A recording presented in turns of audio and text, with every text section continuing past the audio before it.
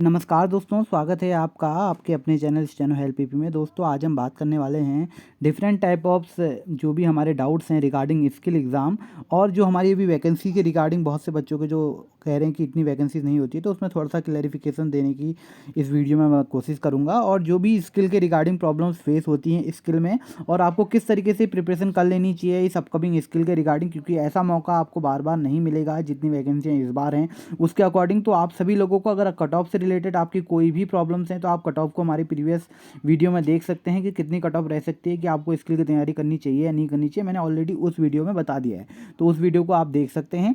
अभी हम बात करेंगे कि जो हमारी एसएससी स्टेनोग्राफर 2022 की जो स्किल होना है फरवरी में, उसके रिगार्डिंग बहुत से बच्चों का जो डाउट आ रहा है। सबसे पहले हम इस वीडियो में बात करेंगे जो स्किल का लेवल रहेगा वो क्या रह सकता है, किस तरीके की जो डिफरेंट स्टेज ऑफ स्टेनोग्राफर्स होते हैं, क्योंकि अलग अलग स्टेनोग्राफर्स हमारे पास होंगे जो इस चैनल से जुड़े होंगे। क्योंकि किसी की बुक खत्म हुई होगी, कोई लिख रहा होगा, कोई डिक्टेशन अभी स्टार्ट नहीं हो रहा होगा, देख के लिख रहे होंगे, कोई डिक्टेशन लिख तो रहे हैं बट बहुत स्लो स्पीड में लिख रहे हैं, कुछ ऐसे लिख रहे हैं जो 60-70 में लिख रहे हैं, 80 नहीं आ पा रही है, कुछ 80 लिख रहे हैं, 100 नहीं आ पा रही। तो इन सब पे हम बात करेंगे किस तरीके से हमारी जो किताब है वो आपकी सहायता कर सकती है आपकी स्पीड को बढ़ाने में, टाइपिंग किस तरीके से आपको करनी है और टाइपिंग कितनी इंपॉर्टेंट है आप सबके लिए इस एग्ज़ाम में, जो हमारी एक्यूरेसी है वो क्या रहनी चाहिए।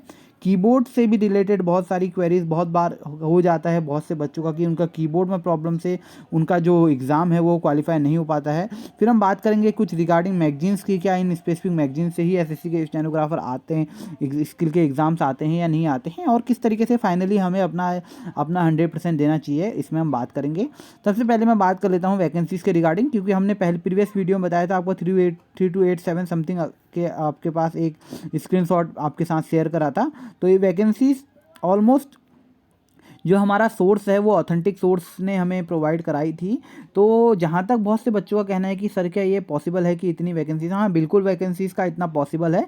और मैंने कहीं और भी देखा कि इसके रिगार्डिंग बिल्कुल डाटा क्लियरिफाई कर दिया गया है कि कितने जनरल में कितनी कैटेगरी की है, ग्रेड सी की कितनी है, ग्रेड डी की कितनी है, तो वहाँ पर क्लैरिफाई कर दिया है। तो आप लोग बिल्कुल अच्छे से ऑप्टिमिस्टिक व्यू लेके आगे बढ़ेंगे तो आप सभी लोगों के लिए काफ़ी अच्छा रहेगा स्किल के एग्जाम के रिगार्डिंग। और वैकेंसीज काफ़ी अच्छे नंबर पे हैं, इसमें अभी और वैकेंसियाँ इंक्रीज होंगी ऐसा उनका कहना है। तो होप फॉर बेस्ट कि आपकी जो वैकेंसीज हैं वो बहुत ज़्यादा अच्छे से आपके लिए बढ़े, ताकि हर किसी का सिलेक्शन इस बार हो जाए जिनको स्किल में दिखाया जाए। बस एक चीज़ आप लोग यहाँ पर इंपॉर्टेंट ध्यान दीजिएगा कि जिनको भी स्किल के लिए बुलाया जा रहा है, अगर उनका स्किल क्लियर नहीं होता है तो ये इनके लिए बहुत उनको बहुत निराशा होगी, क्योंकि जो स्किल का एग्ज़ाम है वो जिसको भी बुलाया जाएगा मोस्ट प्रोबेबली सभी बच्चों का इस बार सिलेक्शन हो जाएगा, क्योंकि जो नंबर ऑफ़ सीट्स हैं वो बहुत ज़्यादा हैं।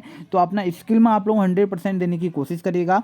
सबसे पहले हम बात कर लेते हैं एसएससी के स्किल के लेवल के रिगार्डिंग। तो एसएससी आप सभी जानते हैं कि विगत वर्षों से जो एसएससी का प्रीवियस जो ट्रेंड है उसमें वो आपकी जो पार्लियामेंट्री स्पीच है उसके आधार पे ही एसएससी डिक्टेशन प्रोवाइड कराता है, ना ही आपको लीगल डिक्टेशन। एसएससी बहुत अमूमन अभी तक देखा नहीं गया है कि एसएससी ने आपको लीगल डिक्टेशन प्रोवाइड कराए होंगे। एसएससी आपको जो पार्लियामेंट से रिलेटेड जो लेवल्स रहते हैं, पार्लियामेंट से रिलेटेड जो भी आपके डिक्टेशंस रहेंगे, जो पार्लियामेंट में स्पीच चलती है उसके रिगार्डिंग जो भी डिक्टेशंस रहते हैं उसके आधार पर डिक्टेशन देता है।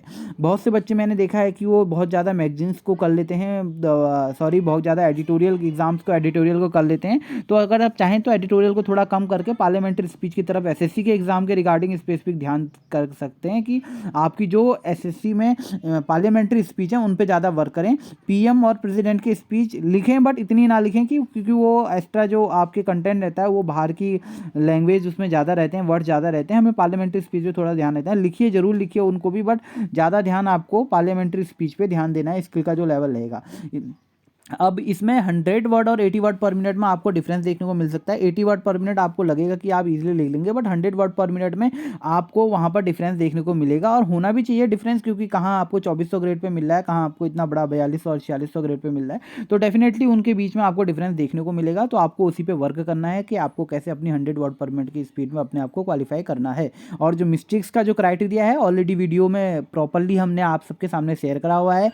टाइपिंग के फॉन्ट के रिगार्डिंग हिंदी में स्पेशली अगर किसी को प्रॉब्लम है, ऑलरेडी आप हमारी प्लेलिस्ट में जाके देख सकते हैं कि टाइपिंग के फ़ॉन्ट एसएससी में क्या प्रोवाइड कराए जाते हैं, किस तरीके से वहाँ पर आपका परफॉर्मर रहेगा। ऑलरेडी कंप्लीट डिस्कस करता है, क्योंकि ये वीडियो बड़ी हो जाएगी, इसमें एक साथ हम बातें नहीं कर सकते हैं सारी, तो मैंने ऑलरेडी वीडियोज़ बना रखी हैं, आप उनको जाके देख सकते हैं। बहुत से जो बच्चे हैं हमारे, उनकी डिफरेंट ऑफ स्टेज हैं अभी स्टेनोग्राफर की, क्योंकि बहुत से बच्चे ऐसे हैं जिनकी अभी अभी बुक खत्म हुई है, या जिनकी बुक खत्म नहीं हुई है, वो कोशिश कर रहे हैं, दिन रात लगे हुए हैं कि हमारी बुक खत्म हो जाएगी आप 5-6 दिन के अंदर, फिर वो डिक्टेशन में आ जाएंगे। तो उन सभी के लिए ये है कि आप अपनी अपनी स्टेज के अकॉर्डिंग काम करने में बिल्कुल मत हिचकिचाइएगा, बिल्कुल कॉन्फिडेंट होकर अपने आप की स्टेज को कवर अप करने की कोशिश करिए। जिनकी बुक ख़त्म हो गई है वो डिक्टेशन ज़्यादा से ज़्यादा लिखने की आप प्रैक्टिस स्टार्ट कर लीजिए, टाइम बिल्कुल कम है। और जिनका डिक्टेशन स्टार्ट हो गई है ऑडियो के फॉर्म में, वो लिखना स्टार्ट कर गए हैं, तो अपनी स्पीड को स्टेप बाय स्टेप इंक्रीज़ करिएगा। ये नहीं कि आप सीधे 10-15 वर्ड पर मिनट का जंप मार रहे हैं, आप 60 का लिख रहे हैं तो डायरेक्ट 80 वर्ड पर मिनट लिख रहे हैं, ये पॉसिबल नहीं है। अगर आप 60 पे लिख रहे हैं तो आप कुछ दिन 65 पे लिखिए, थोड़ा पहले सीन को लिखिए, फिर उसके बाद उसकी स्पीड को बढ़ाइए। जो आपने सीन में पहले लिख दिया है उसी डिक्टेशन को दोबारा बड़ी स्पीड में लिखिए, फिर उससे ज़्यादा बड़ी स्पीड में उसी डिक्टेशन को लिखिए, एक नया डिक्टेशन लिखिए। इस तरीके से अगर आप अपने आप में चेंजेस लाएंगे तो डेफिनेटली जो आपकी जो स्किल की प्रॉब्लम्स हैं, स्किल में जो भी आपको प्रॉब्लम्स आनी है स्पीड के रिगार्डिंग, वो आप फेस नहीं करेंगे। आप जिस भी लेवल पे हैं, चाहे आप 70 लिख रहे हैं तो आप डायरेक्ट 80 मत लिखिए, 75 वर्ड पर मिनट की स्पीड से लिखिए। सीन पैसेज को लिखिए, अनसीन पैसेज को बाद में लिखिए, पहले सीन उसी सीन को रिपीट करते रहिए बड़ी स्पीड में, और जो आपका अनसीन पैसेज है उसको आप 70 की स्पीड में विथ एक्यूरेसी आन दिए, क्योंकि एक्यूरेसी बहुत बड़ी चीज़ है। आपने चाहे कुछ भी लिखा हो, बट अगर आप एक्यूरेसी नहीं लाते हैं तो आप डिस्क्वालीफाई हो जाएंगे। जो भी क्राइटेरिया, जिस भी आप कैटेगरी से बिलोंग करते हैं, उसकी अलग अलग क्राइटेरिया है, तो आप उसके अकॉर्डिंग अपने आप को परफॉर्म कर सकते हैं। ठीक है, हिंदी स्टेनोग्राफर के लिए अगर कोई प्रॉब्लम आ रही है, क्योंकि हमारी एक बुक है जो हमने प्रीवियस ईयर में बहुत ज़्यादा लोगों को बहुत ज़्यादा हेल्पफुल रही, और होपफुली इस ईयर भी बहुत सारी हेल्पफुल रहेगी, जिसमें मैंने विभिन्न प्रणालियों से 2-3 प्रणालियों के आधार पे, सिंह प्रणाली, ऋषि प्रणाली के आधार पे आपको वहाँ पर किस तरीके से आपको शॉर्ट फॉर्म में शब्दों को लिखना है, मोस्टली रिपीटेड जो वर्ड्स हैं एसएससी के एग्जाम में स्टेनो के, उनका एक पूरा प्रोफार्मा बना के किस तरीके से उनको लिखा जा सकता है, किस प्रणाली में उसे किस तरीके से लिखा जा सकता है, और आपकी कोई अगर अलग प्रणाली भी है तो आप उसमें कैसे लिख सकते हैं, मैंने वो सब बताया है। इंग्लिश के वर्ड आते हैं तो आपको कैसे उसमें वर्क करना है, ये भी मैंने उसमें बता रखा है।